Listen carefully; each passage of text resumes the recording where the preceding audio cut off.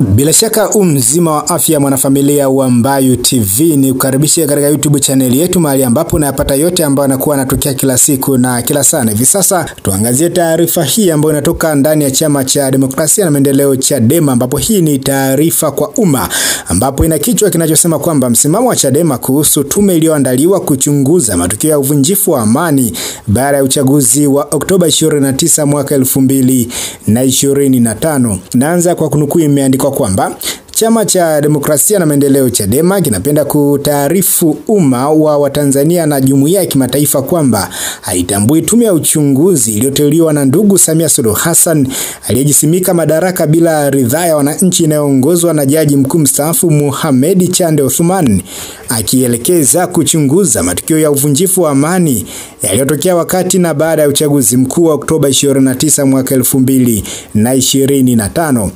Ambapo la kwanza na la msingi, msimamo wetu unatokana na ukweli kwamba mteuzi wa tume hiyo ndugu Samia Suluhu Hassan hana uhalali wa kisiasa, kisheria na kimaadili. Alijipachikia urais bila mchakato usio huru, usio wa haki, usio wazi na usiokidhi viwango vya kidemokrasia kama ambavyo walivyosema waangalizi wa uchaguzi wa Umoja wa Afrika EU na wale wa Jumuiya ya Maendeleo Kusini mwa Afrika SADC.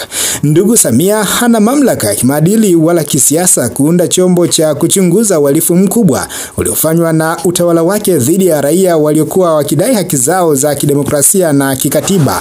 Aidha, kwa mujibu wa sheria ya uchaguzi Commission of Inquiry Act ya 2002 chapter 32, tume ya aina hii ni chombo cha rais kinachofanya kazi kwa matakwa na maelekezo yake. Hata ripoti ya tume, rais ana mamlaka kuamua ichapishwe au isichapishwe, isiwasilishwe hadharani au isifichwe. Kwa mantiki hiyo, si chombo huru, hakiwezi kutoa ukweli wala haki katika mazingira ambapo serikali ndiyo mtuhumiwa mkuu.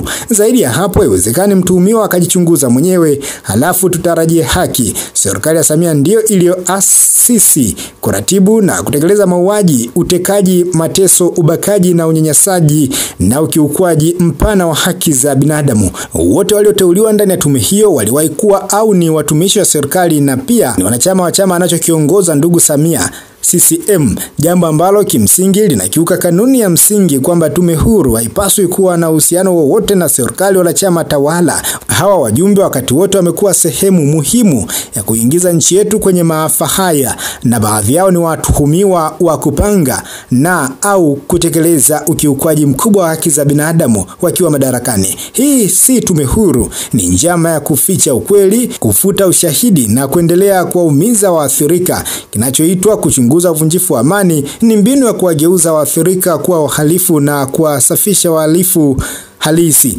Lengo ni kuendeleza ukandamizaji wa sauti huru na kuhalalisha utawala wa mabavu unaotekelezwa na serikali isiyo na ridhaa ya wananchi. Kwa msingi huo, Chadema inasisitiza kwamba iundwe tume huru ya kimataifa yenye uwezo, weledi, mamlaka na uaminifu wa kuchunguza kwa uhuru na umakini mauaji, makosa dhidi ya ubinadamu na ukiukwaji mkubwa wa haki za msingi za raia uliofanywa chini ya utawala wa Samia Suluhu Hassan. Serikali inapaswa kuruhusu uchunguzi huo usimamiwe na tume huru ya kimataifa ambayo itafanya kazi bila uoga, vitisho wala kuingiliwa.